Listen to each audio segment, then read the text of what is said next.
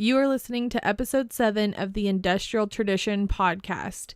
Today we get to talk to Brittani. She is a stay-at-home mom, a welder's wife.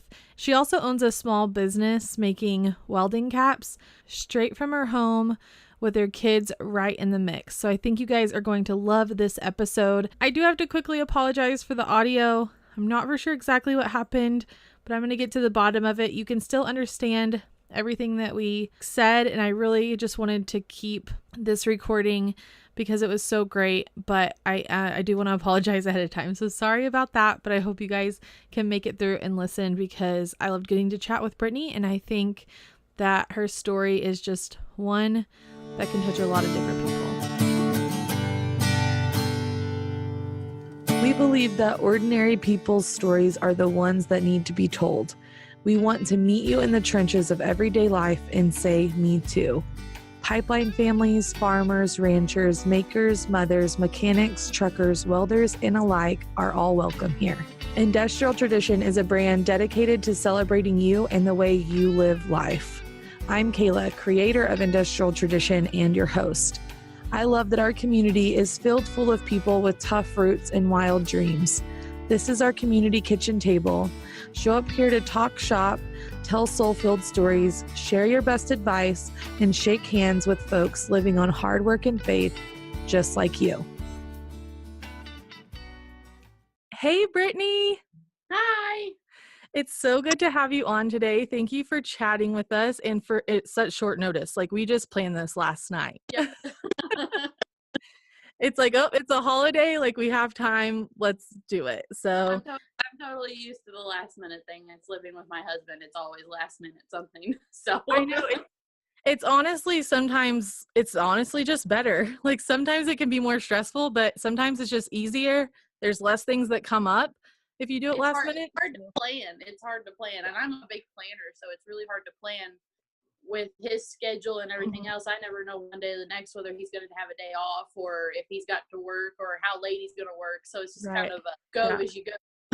Exactly. I mean, you know, that's how we live our life. I mean, it's just there's no way around it. I think you were the one who asked last week whenever I had like people ask questions about how I was like doing scheduling with like business and stuff. Wasn't that you? Yes. And you'll hear the podcast. It'll come out next week. But I was like, I kind of laughed because I know that by the textbooks and like even what I know is my most productive is not what I'm doing right now. But it's like I have to have that balance of what works, but also what's reality for our lifestyle. And reality for this lifestyle is like last minute and you don't really know, like, are you going to get a Sunday off or are you not, you know? So we definitely live where I'm trying to juggle the caps and home and life. My son plays football, and then I've got a 2-year-old who is incredibly active, and then my husband's schedule and trying to make sure I get caps out on time. Yeah. And I'm doing it all by myself at that, you know, and I'll get $200-$300 orders sometimes, and it's that's crazy. I want to jump into that too. So we kind of chatted a little bit before this and we decided we're just going to kind of go like, I don't know, in order, like timeline order. And so let's kind of start at the beginning, and then I definitely want to chat about the caps because I'm so curious and I want you to be able to talk about that and jump into all that. But where did kind of like, if you want to talk a little bit about your childhood or maybe like just early adulthood? I had a pretty rough childhood, and I decided early in high school that I was going to be a welder. And I really didn't have a whole lot to live for, I didn't feel like. So I was going to go as hard as I could, and I wanted to be an underwater welder. It's one of the roughest, I love welding and I love water, so it was going to be one of those things that I was going to love to do. It was going to be hard on me as a human being, but I didn't care. I didn't want kids. I didn't want that life. I was just going to live for myself and go on. And straight out of high school, I got pregnant. Okay. And it turned my life. And I joke, I laugh, and maybe not joke, maybe I'm slightly serious, but I tell everybody that my son saved my life. He gave me a reason to slow down, back up, think about things, and go on. I didn't give up I didn't give up welding. I ended up going to college after he was born in Moorhead, Kentucky. And I ended up going there for welding, just a Cool. slightly less dangerous form. Right. And I met my husband there. We had a bunch of guys there conspired to put us together. Well, it worked. They were right. That's awesome. It was funny. They cornered me and they said, "We have someone you need to date." And I said, "Well, I'm with someone." They're like, "No, when you leave him." And I was like, "Are you planning this? We know Uh, what's gonna happen." That's so funny. Sometimes the people around you almost know you better than you, right? And not very much longer after that, we ended up, and that's one of my favorite stories to tell, is how that all went down. Yeah. It sort of defines us as who we are. Both of us we're going into welding, and then we moved to Moorhead together, and I made the decision that I was going to go to school for engineering instead. It was a little less dangerous. Mm-hmm. So my son was in daycare. I was working 2 jobs. One was actually 2 hours away from where we lived. Oh my God. And then there was one that where we lived, and then I was attending college and had my son in daycare. And the jobs were not paying for the daycare and the school and everything else. And then he would get sick at daycare and I'd have to miss everything. Right. So that was about the time that we made the decision for me to just stay home. And that was just how I started to be a stay-at-home mom. That's crazy. It's so hard. I don't know how, I don't even know how I don't know how long you did it, but I don't know how you did it at all. Like I went to college, but it was like, I didn't have kids. I didn't, you know what I mean? Like I just had to take care of myself and that was hard enough. So I can only imagine how hard that was. You're so strong to be able to do that. It was incredibly stressful, and we saw a lot of hard times, and we Yeah. finally we were just like, I think the breaking point was I had an accident. I was going to pick my son up from my mom, and some lady ran out in front of me and totaled my car, and that was kind of just that was the last straw. We decided that I was just going to stay home, and I was going to learn how to drive a standard truck, and we were going to get by on what we could get by on. Yeah. Was it a pretty clear decision for you after like that accident? And you said like your son changed your life. Like I'm sure that you valued life more, it sounds like. Was it a hard decision to, like, since you had always worked and worked so hard, to go home? Or did you feel like this is where I'm supposed to be? Like, this is a job. I'm good.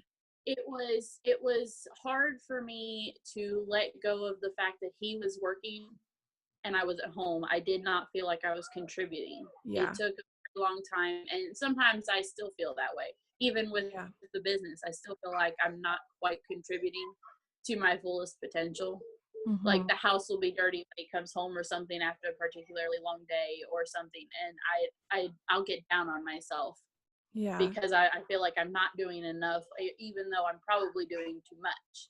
Right. Yeah, you're probably doing too much and not even taking the time to take care of yourself, but yet there's still stuff falling, so you feel like it's on you. Yeah.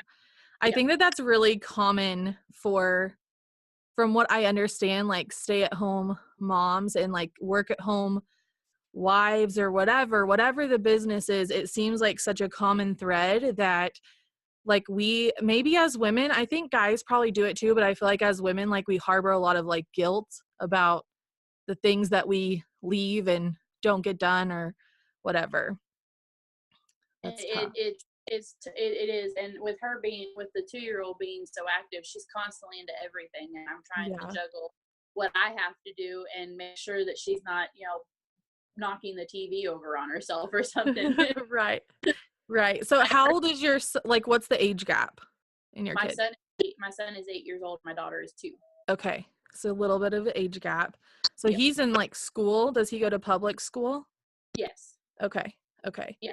So after you decided to stay at home, he finished, like, he was still in the welding program at that point, right? No, he had graduated a year before I. Okay. Okay. Yep. And And I then and go ahead. about a year before I decided that, I had switched from welding to engineering. Yes. So did So you finish that? I did not get to finish it. Okay. Decided taking care of my son was more important. Right. Maybe Right. someday I'll get to go back and do it, but right now the kids were were where I needed to be. Right. I love that you had to make, I don't love that you had to make the decision. I love that you were able to like see what was most important to you at that moment, because I had a friend text me the other day and she was like, had some guilt around like where she was spending her time. And I said, I think that if you feel like the kids need to go to daycare or whatever, and you need to do your own thing, then that's fine. But at the same time, I don't think you will never regret spending more time with your kids. You will Right. only regret not spending time with them whenever they were younger. So I think that you're never going to spending more time with them and waiting on your thing. I don't think a parent would ever regret that. No, and that's the one thing that I tell everybody. I have absolutely no regrets in life, because the decisions Yeah. that I make today, the decisions that I made yesterday have put me where I am today. Right. And I think it's almost foolish to have a regret for something, because, Yeah. I don't, I wouldn't be where I was today if I'd have never made the decisions. I wouldn't have my son or my husband, wouldn't Right. have my daughter. So Exactly. Okay, so then what was kind of like the next step? Like, what was the next like big thing that you guys kind of went through or that happened in the sequence of events after you started staying home? uh, it was, I tried several different things to make myself feel better. I tried MLM, like things like Avon and stuff like that. I Right. tried to do little things like that. And where we live in small communities, Mhm. those really don't usually pan out very well, Mhm. because there's 9 times out of 10 there's already an Avon lady, and you're not going to be able to outsell her. Right. She's already at her base. And then I tried selling things online, like I did wood burning crafts and things of that nature, and they never really quite caught on. I made my husband his first cap probably 5 years ago, Okay, maybe, that's a while ago. Yeah. and it looked awful. That's funny. We all have, anybody who's ever like started a business or created anything, you all have those things where you started, right? I actually ended up turning it into a Father's Day gift for him last year. I took that and a couple pockets off a really old shirt, and I put the kids' handprints and some sort of saying, I can't remember what, so that I Oh, wouldn't. that's fun. It was both a gift for him, and so that he wouldn't wear it out of the house again.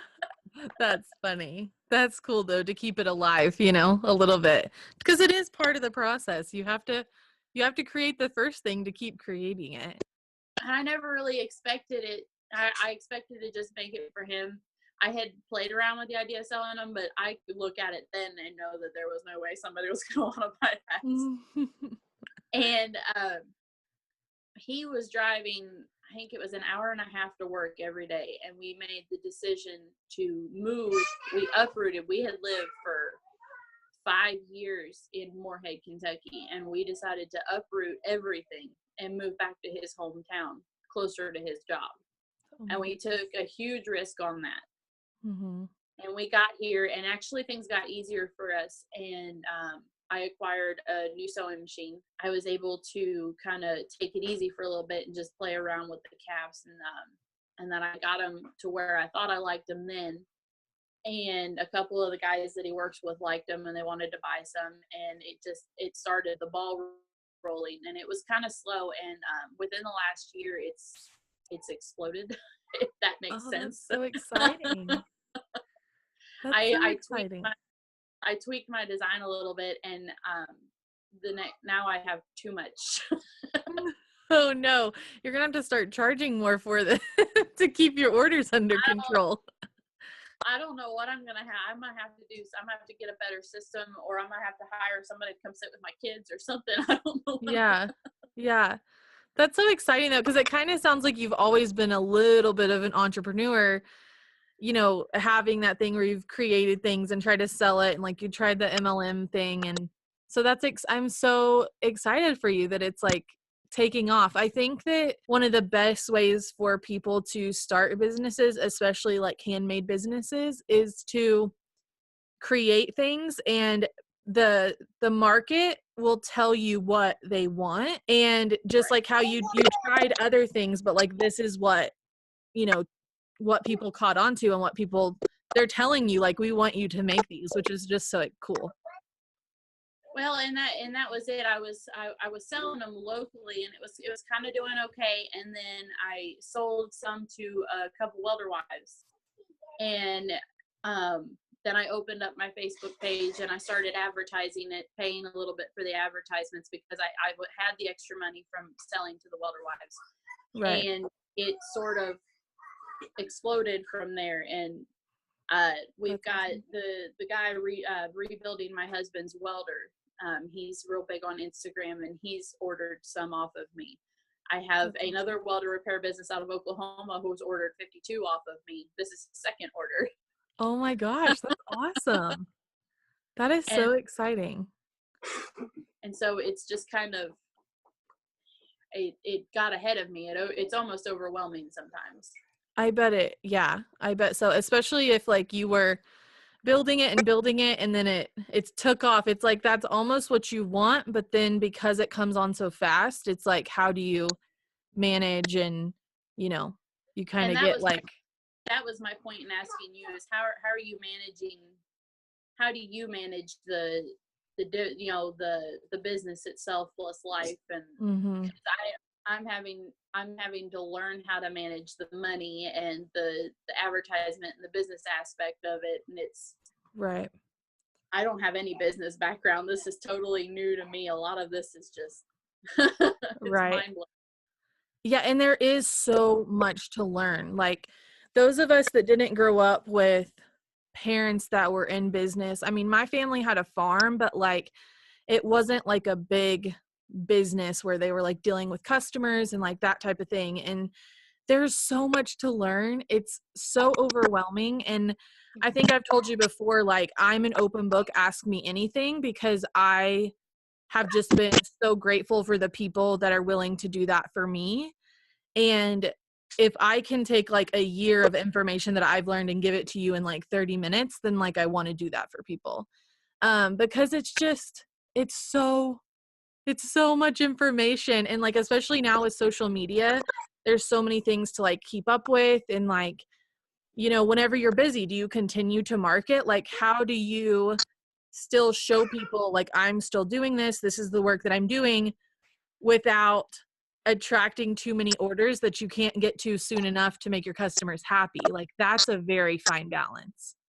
I find myself not updating my page as much when I want things to slow down, because like recently I updated for 2 days. I let the pictures I scheduled the posts and Mhm. just kind of let them roll in every 2 hours because I had a lot to update, but I Right. was still somewhat behind. Well, the updates come in and I got 4 or 5 more orders because somebody saw a cap that they Yeah. like.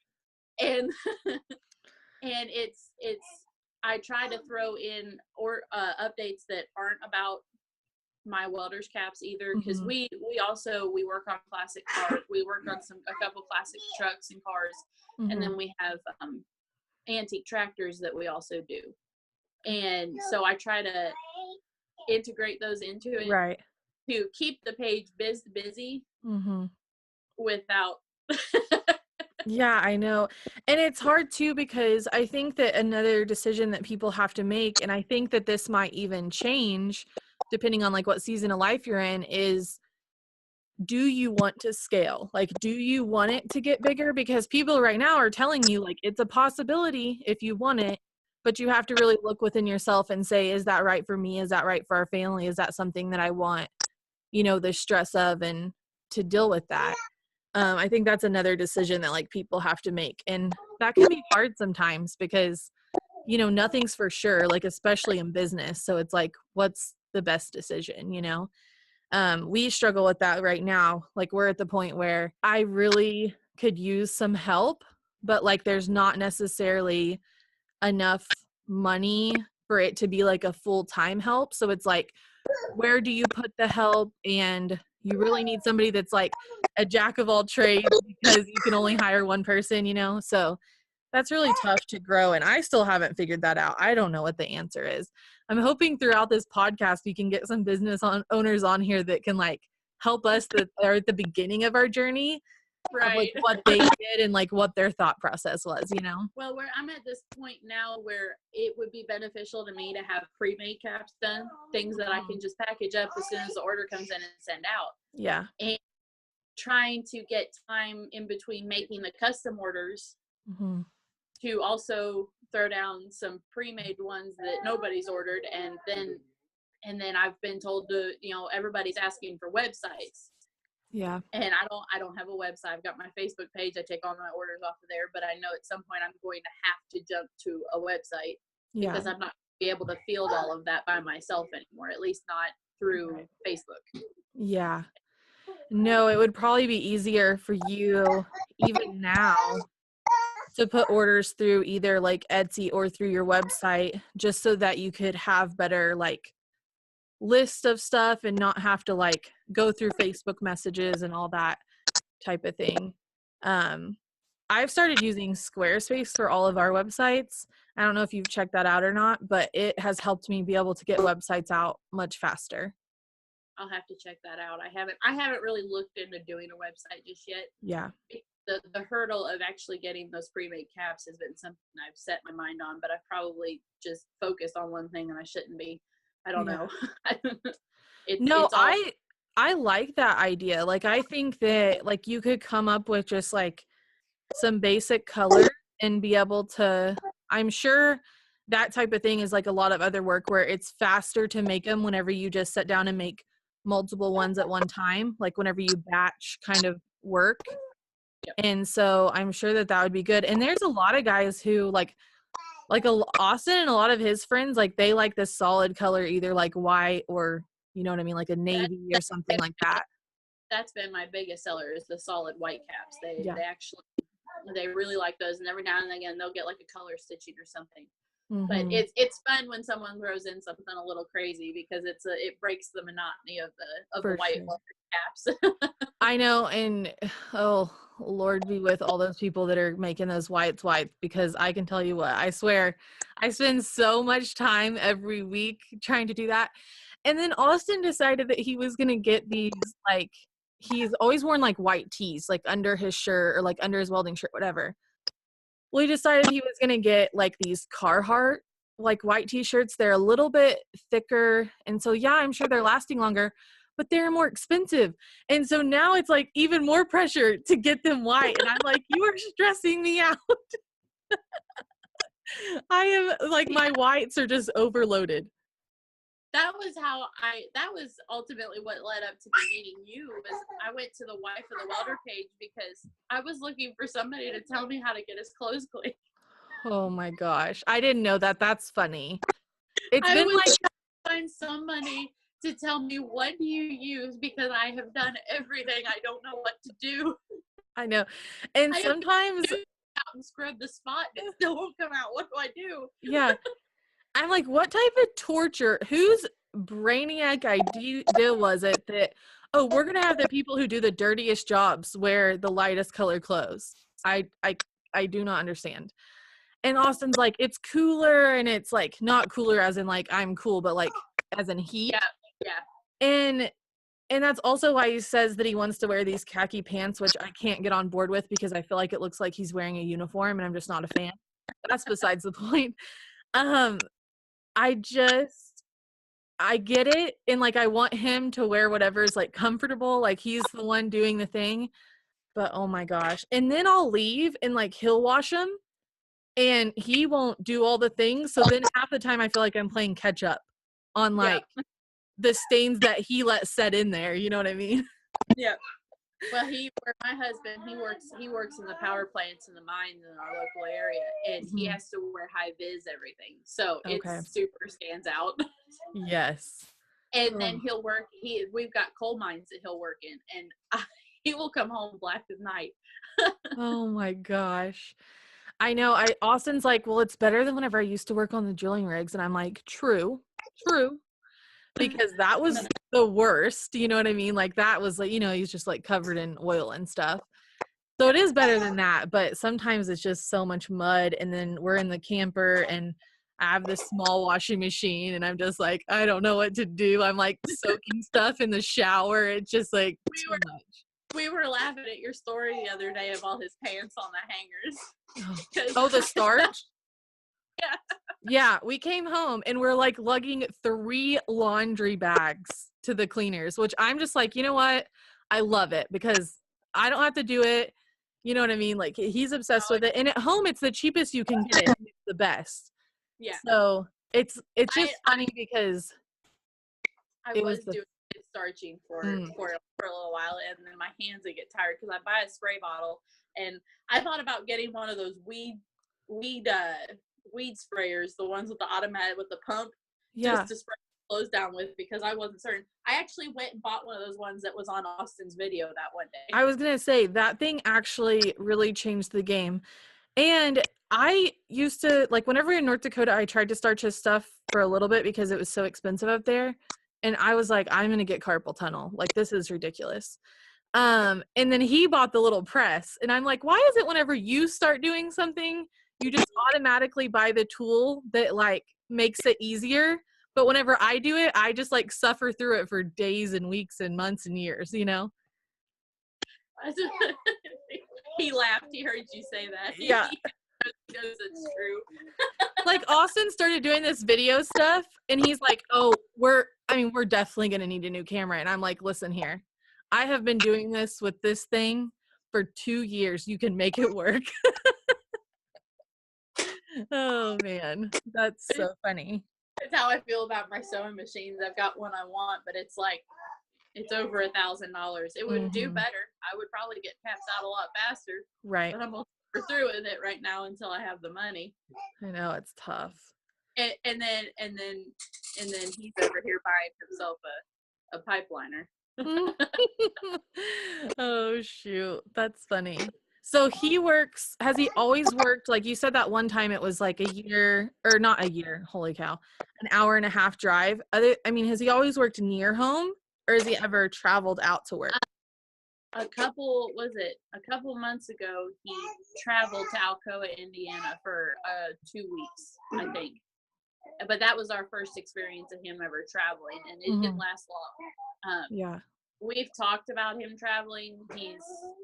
But it's not really on the table right now. He wants to stay home with the kids. Yeah. He watch the kids grow up, and we've joked that it was sort of our retirement plan, us going on the road after the kids are grown up, and I'll go be his helper and travel and kind of do our thing there. Then. Yeah. Do you guys still talk about that? Yeah, every now and again. I think I've heard of some people doing that before. Like they were younger parents, and so they did. Whereas like we're kind of doing it opposite from you guys. Like we've waited to have kids, you know what I mean?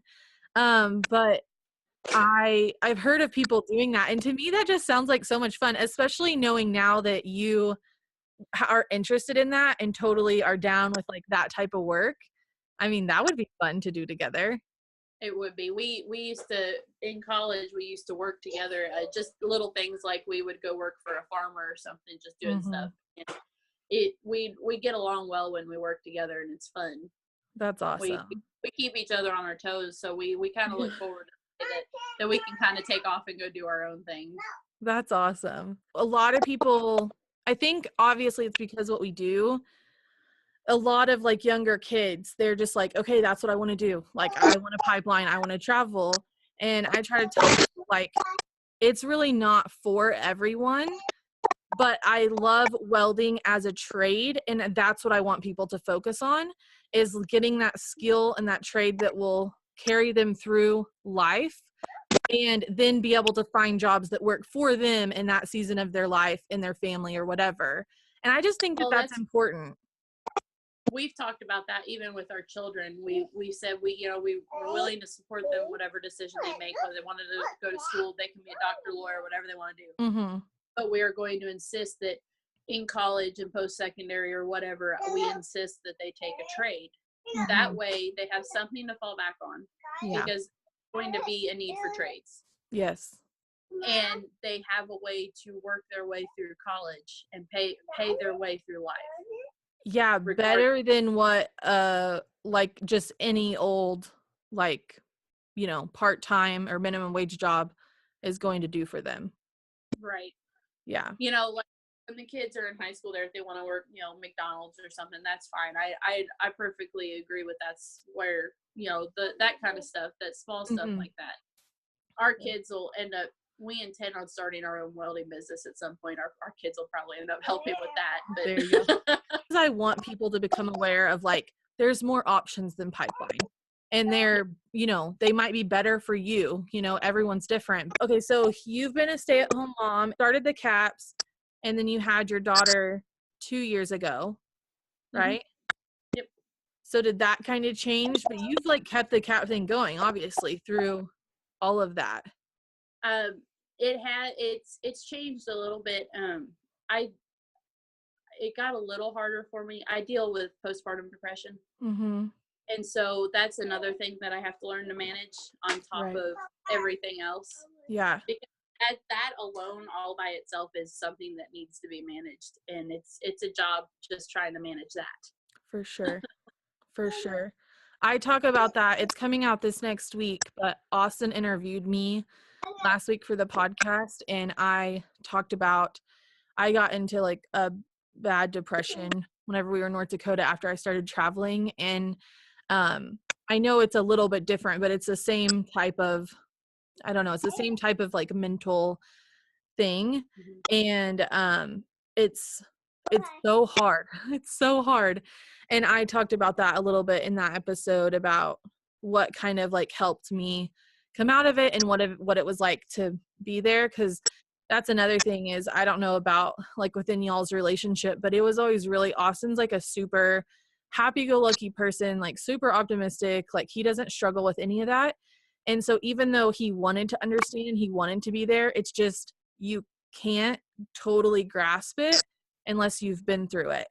And so that's really difficult. And I agree that it takes a lot of conscious choices to continue to fight it and to continue to work on it and show up for yourself and not just for your family. And And that's, he's that way. He does, I try to explain the way, and he tries to understand, but I myself can't even explain, why are you crying? I don't know. mhm, I really have no idea. right. It's here. Yes. Yeah, it's here and it won't go away. I mean, like I said, I haven't had kids, but I have struggled with that and it is so difficult. So you It's guys have talked about a welding business. Is the farm life part of, like, your plan, or do you Yes. just like living in rural areas? The farm life is part of our plan. We're working towards at some point buying a house, and we have a piece of the land, the old family land, Mhm. picked out where we're going to put a house out. And at some point, we're going to. I love cows. Same. We're going to end up doing cow horses. I used to show fair calves in high school. I was big through FFA. Mhm. And so I want my kids to have that experience, and I want to have a cattle deal, and I want to have some horses, and we've already got the chickens. My daughter loves her chickens. Oh, that's fun. We have some of the same background then. I showed as well, and that's one of the hardest parts about traveling for me is, like, I miss, like, living in the rural area and, like, being around the animals and all that type of thing. You were talking about crazy goals. So is this kind of like what you're talking about, like the farm, possibly like a welding business? Is that kind of like where you see yourself continuing to do the caps, I'm assuming, because you like doing that, right? So just kind of wrapping that all up into, like, one bigger brand probably. Yeah, when I say crazy, I meant crazy. It seems like it's like such a large thing, and it's still kind of in the talking phase because we're Mhm. still waiting on his welder to come back, and we're just not in a position at the moment to say, all right, we have our own business. Right. But it's definitely, it's our goal is to get there with Mhm. our life. We'll get the house put down over there, and just start working for ourselves. He likes working for himself. He enjoys Right. that a lot. Yeah, does he have weekends off? Does he have any time to kind of start that stuff, or is it It depends on the season. okay? With the power plants and the paper mill that he usually works at and stuff, sometimes they have shutdowns. Mm-hmm. And so his weekends usually get a little bit more busy. Right now he's on a new construction site in Wilder, Kentucky. And Okay. so this was, because this was a holiday, it was a fluke that he got to be home today. That's cool. I know, that's why whenever you said that, I was like, I would love to, but at the same time, I'm not about to interrupt some family time because I know how precious that can be. That's why I scheduled it earlier in the day, because Yeah. we'll end up at the farm by the end of the day playing with the old vehicles and the old tractors and stuff. Oh, fun. That's so cool. Right You guys can like do that together too. now, oh yeah, it's something that it's our family thing that we've made into now. We just enjoy spending the time together. It keeps everybody together. Mm-hmm. I know. I just went to the county fair on Saturday to watch a friend's little girl, and I was telling her husband, also a family friend of ours, but I was telling him that I love showing and I love FFA as an activity for kids because unlike a sport, it can be a family thing.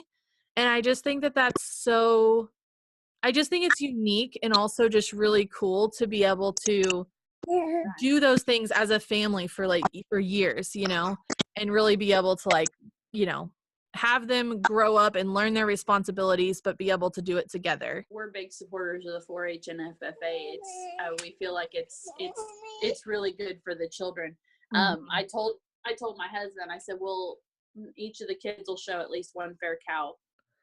They don't have to do it again if they don't like it, but I want them to say that they had the experience to do it. Right, right.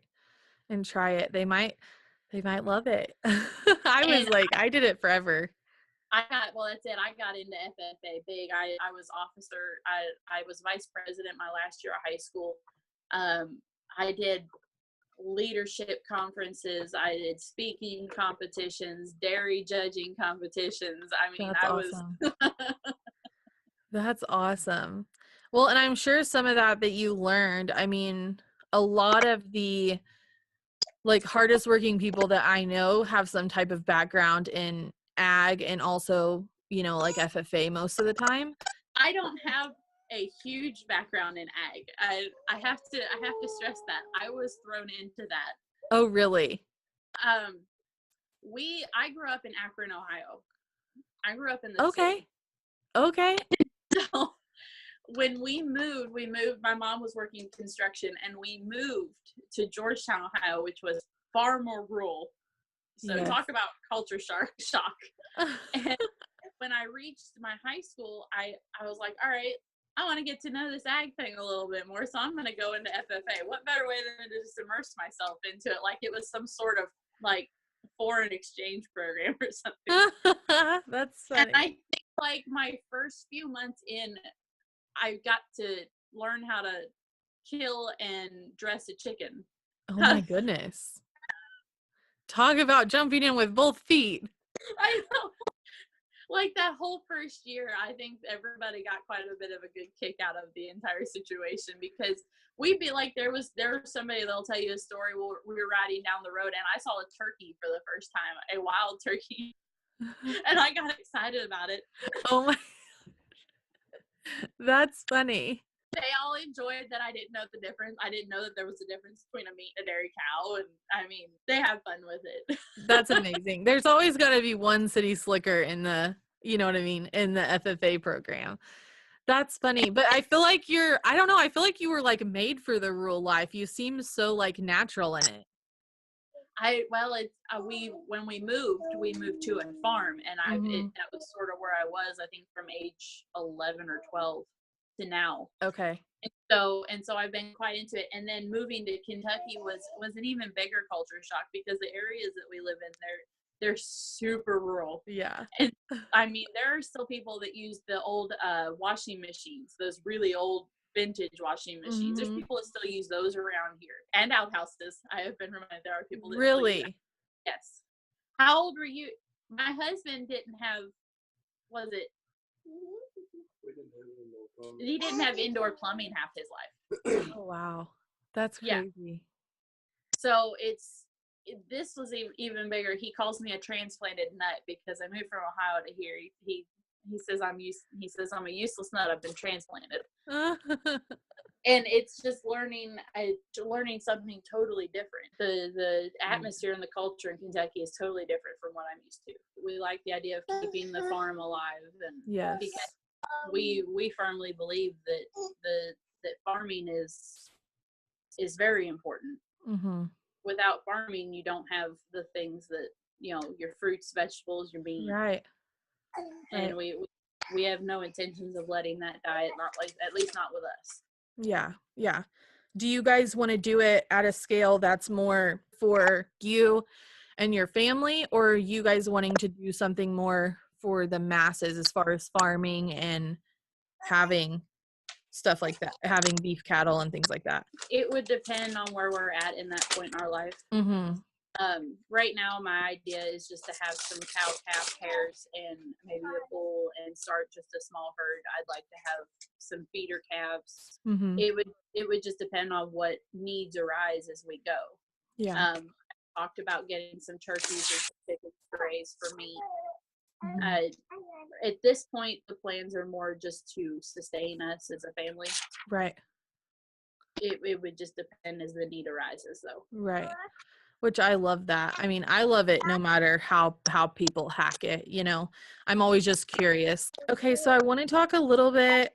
I want to make sure people know about the caps, and I know you said you're like busy, so I don't know what all you want to talk about, but is there anything you like want people to know? I do, all of my handmade. It's all myself. I do it all. It takes about 30 minutes per cap, depending on whether or not I have to do the embroidery on it, because I do add names and like locals or anything like that to them. Right. I get a lot of those.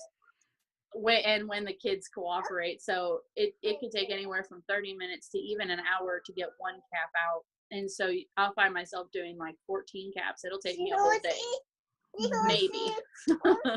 Oh my gosh, that's just crazy. to get them done. And then I've got 5 or 6 orders. I've actually at this point got a list this long of people that are still waiting on their caps, trying to get myself organized. And I for the most part, I've been blessed with some really, really awesome patient customers. You get the one every now and again that isn't quite so patient and nice Right. about it, but it is what it is. I think our culture is so used to, I talked about this in last week's episode too, is like people want these like amazing products, but they want them now and they want them fast and they want them cheap.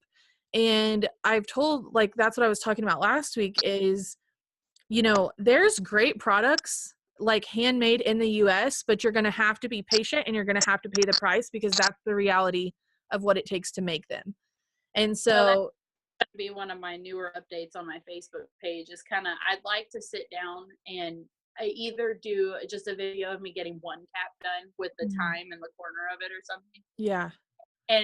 And let them see just the typical time, because it's going to have edamame in there, kind of getting in and trying to get into the middle of everything. You get these other people that come in that don't know that I'm chasing around children. I'm a stay-at-home mom, that this isn't my sole responsibility. Right.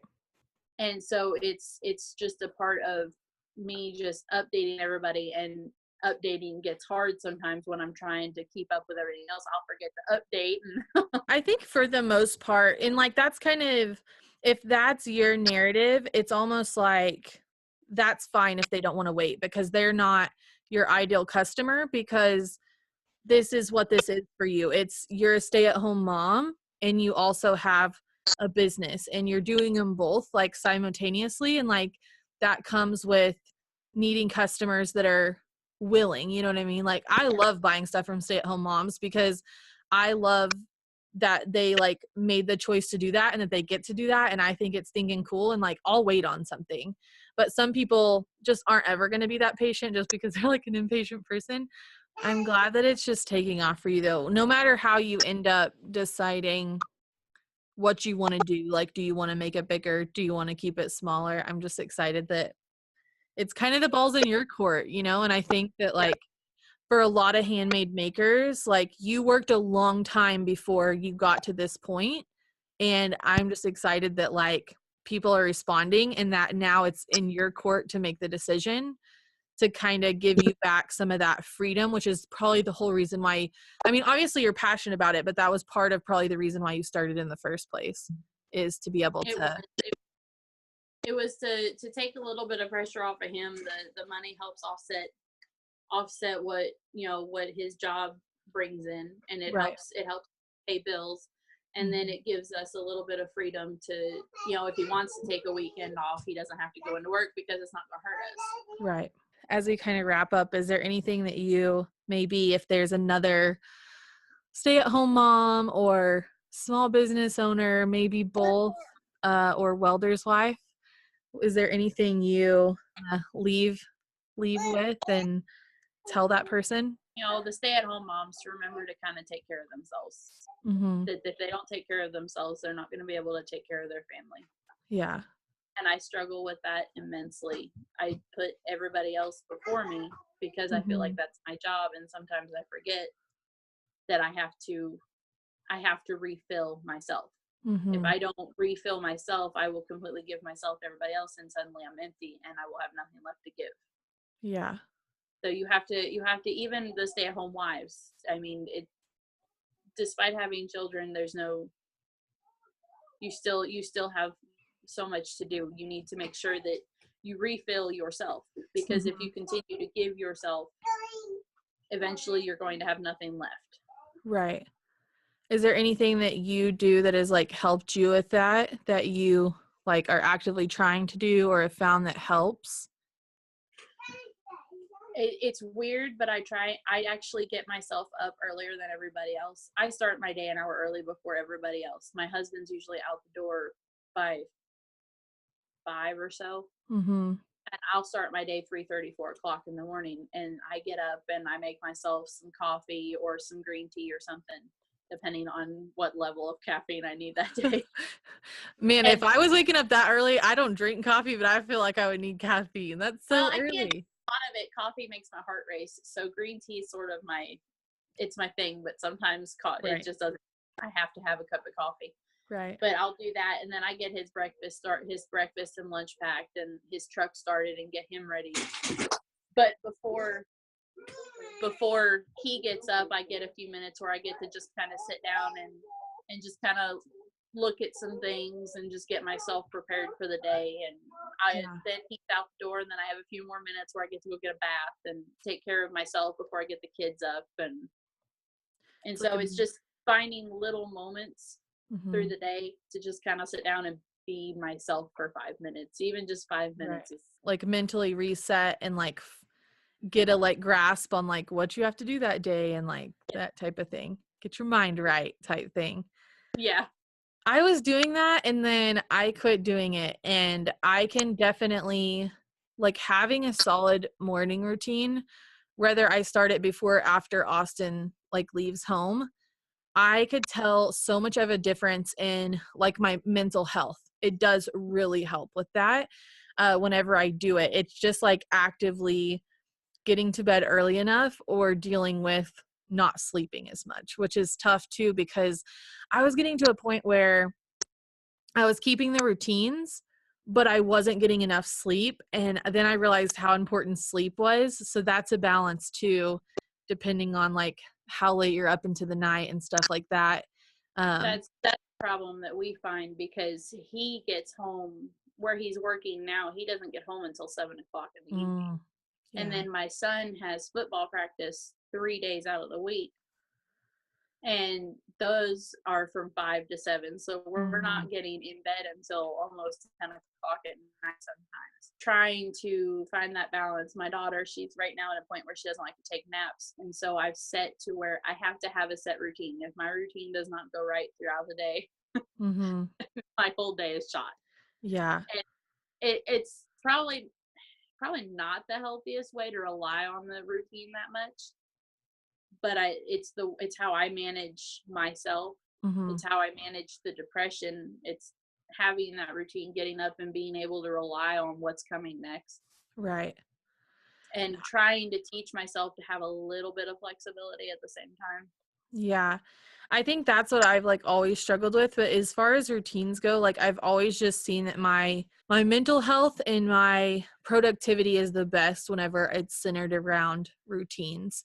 Yep. What throws me off is like if my routine gets thrown off. I'm getting better at giving myself the grace in the moment of like just flowing with whatever I need to do, but getting back on track into the routine is something that I'm really struggle with. My husband, I think he notices most when my routine gets thrown off, because I'll be doing really good for a week or two, where like the house will be really clean and I'll have dinner done on time and laundry's caught up and my caps are going well, and then something throws it and everything Yes. explodes, and it Yeah. takes 2 or 3 more weeks to get myself back in track. Oh, I can relate to that so much. Oh my gosh, that literally sounds like me. It doesn't matter what it is, either like if I toss and turn all night, or if I get sick, or if like there's like a family, you know what I mean, like stress, just like mentally that you're thinking about, or you have to make a big decision. Like it can be anything, or like travel. That'll really do it for me. And I'm the same way. And it's like the process is the same every single time. Like I get off track and then stuff goes to, you know, what it goes Yeah. to, crud. And then it's like, then I notice it and I get overwhelmed and I break down. And then I finally like put it back into place because I know it works. And I'm like, why can't I just get back on the bandwagon like as soon as, like the next day or That two, that's the part that bothers me, is I have this whole thing that I can even just name the stages of it. You could just see me crash and burn right down to me ended up crying all night long because I'm upset about something that doesn't even make any sense to be upset about, Yeah. and then I climb right back up to where I'm supposed to be and I'm good. Yeah. Yeah. I told Austin, like, we were talking about, we went to this like summit thing. And one thing that they had you do was like your ideal day or whatever. And like how you feel like the healthiest and the best, like what type of life do you have to be living? And I told Austin then, I was like, I think I just need to come to the conclusion that like I need right now, this season in my life, like I need to be going to therapy regularly because it changes, it helps me so much. Like I can drastically tell, because even if I get off by the time, like if I have a pre-scheduled appointment for like every week, then I can only be off for like 6 days, if that makes sense. Yeah. Like if I fall off the day after the appointment, it's only going to be 6 days before somebody's going to be like, "Hey, how are you really doing?" or "What's really going on?"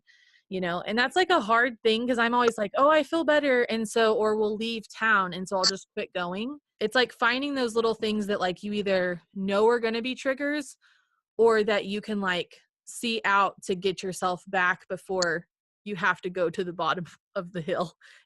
Right.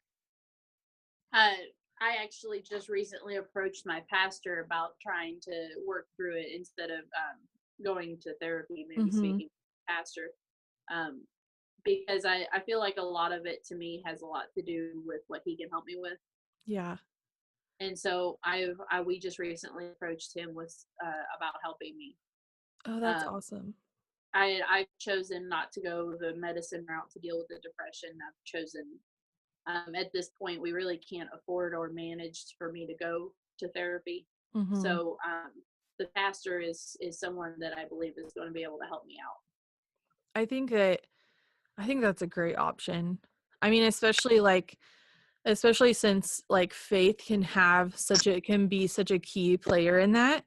I think it's a great place to start. And that's one thing I even struggled with like going to therapy is the counselor or whoever going to understand that like that's a big part of who I am and that it needs to be a big part of like how I recover or like stay well. And I was luckily able to find somebody, but I know that a lot of people aren't. And so I think that that's great that you went to your pastor. I think that's a good idea for anybody. Thing like my pastor, they're willing to sit down and just talk and just listen. Yeah. And Yeah. he said that's what they're there for. Right. For sure. That's awesome. I love that. Well, I wishing you all the best with that because I just know, I don't know.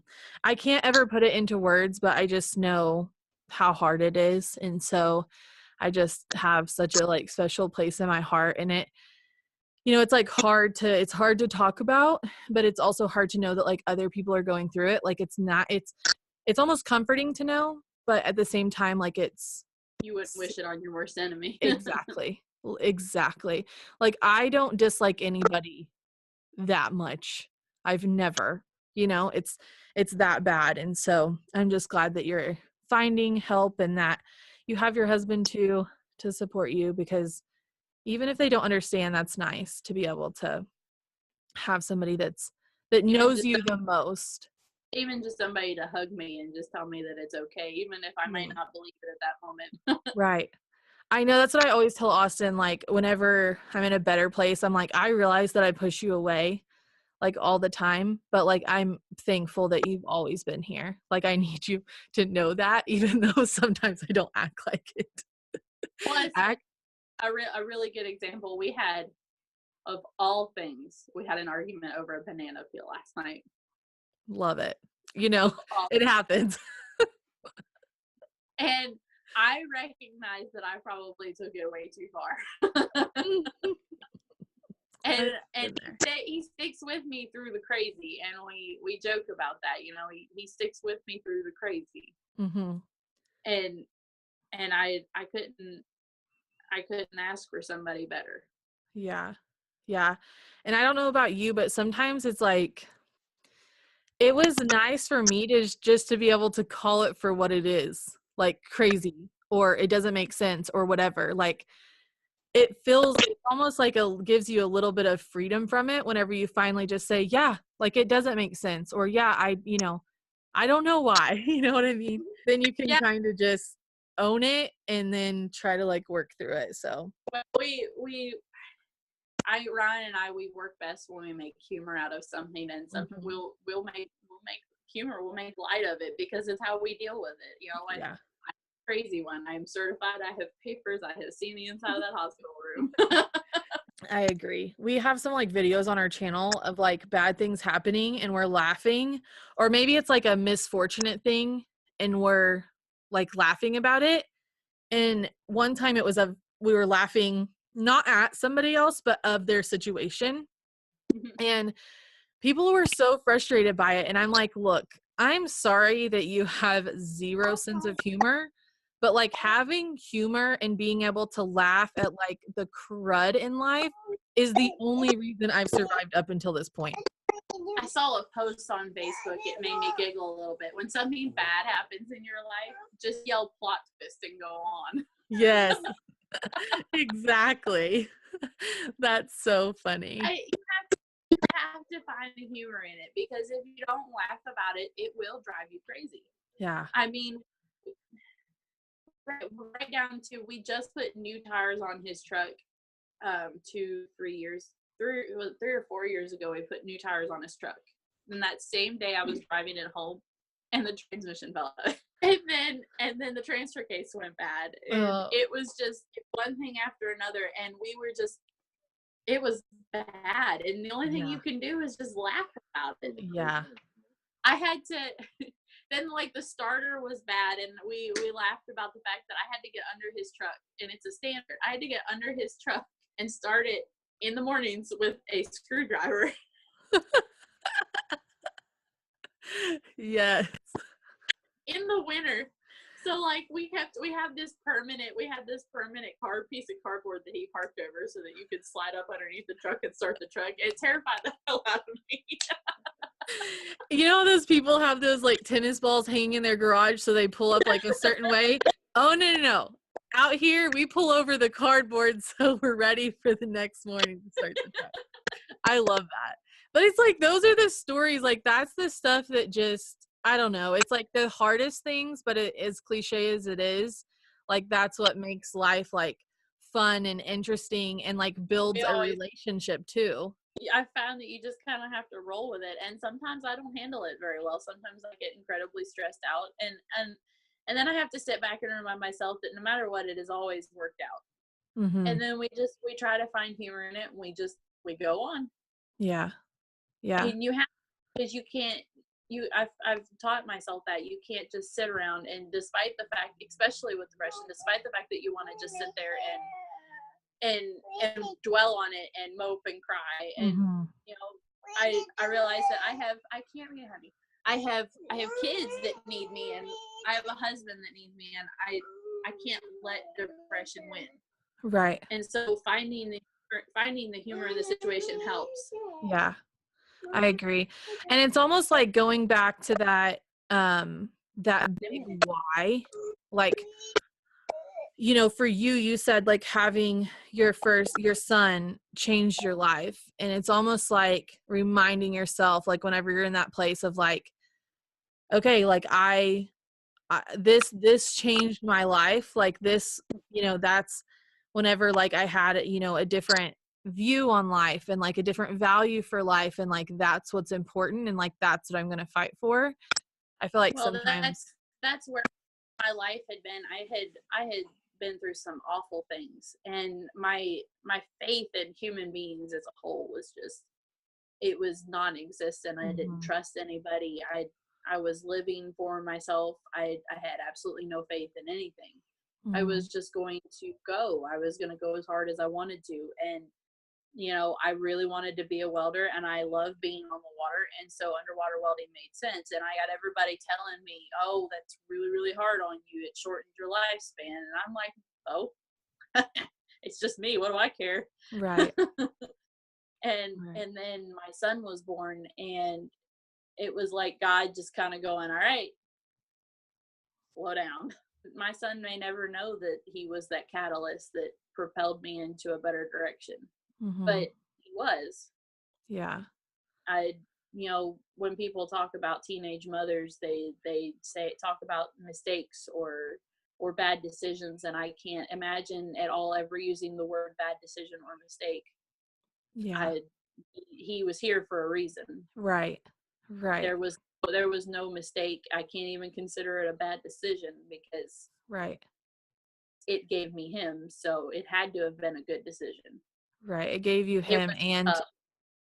and a It new was tough. lease on It was life. very Right. It was tough. It was a very hard road, and sometimes it's still not easy.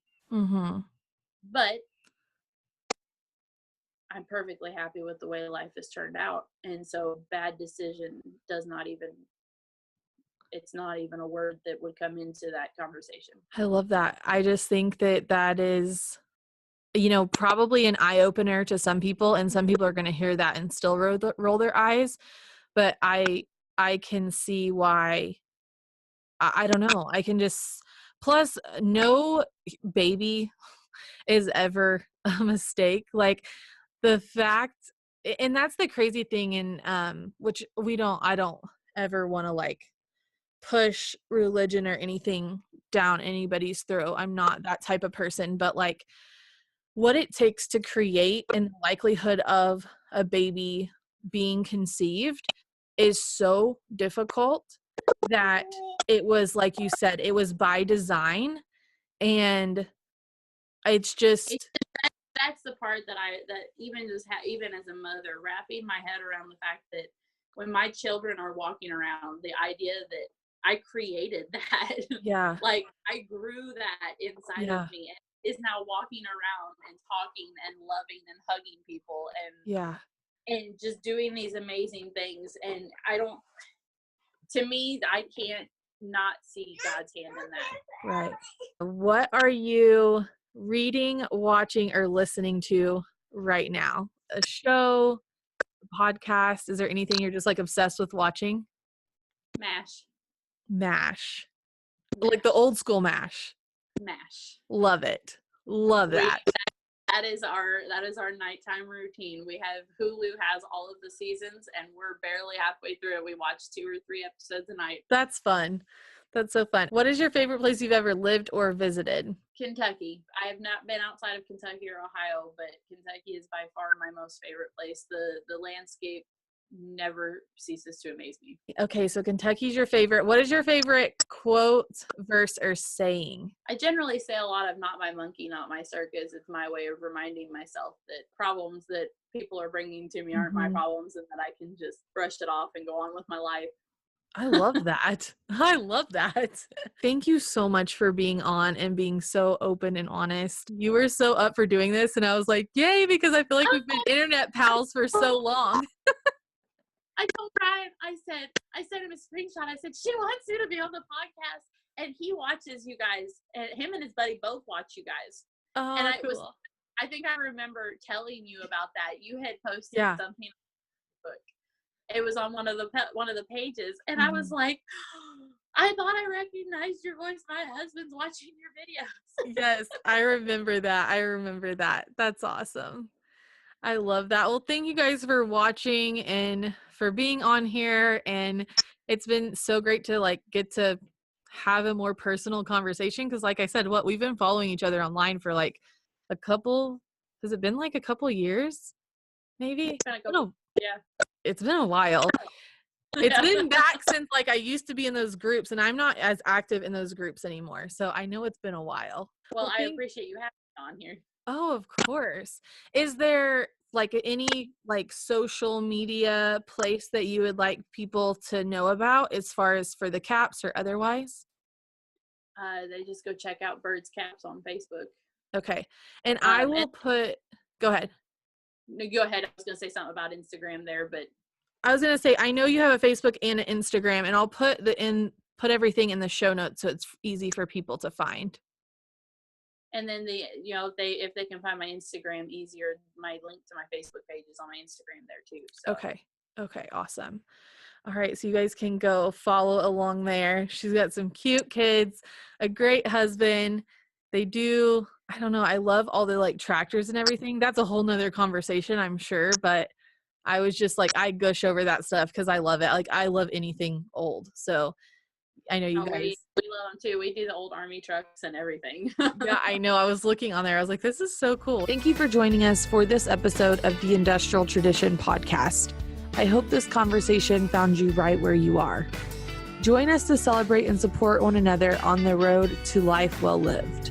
You can join in more with our community by visiting industrialtradition.com/subscribe, and we will send you over all the ways you can hang out with us during the week. I'll be back here, same time next week for another episode.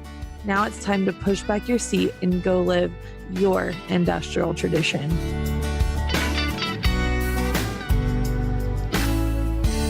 That is it for the podcast. Thank you guys for listening. Thank you so much to Brittani for being on the podcast. I loved getting to chat with her. We've been internet friends for so long. It was good to finally talk and have a more personal conversation. And I love just hearing how a mom that has kids at home, a husband at work, and another kid in school is just making it work, and how she doesn't have it all figured out, but she is like actively working on it, and she's already learned so many great things and tools that she's using. And so I hope you guys were able to take that away from this episode. I will talk to you guys next week.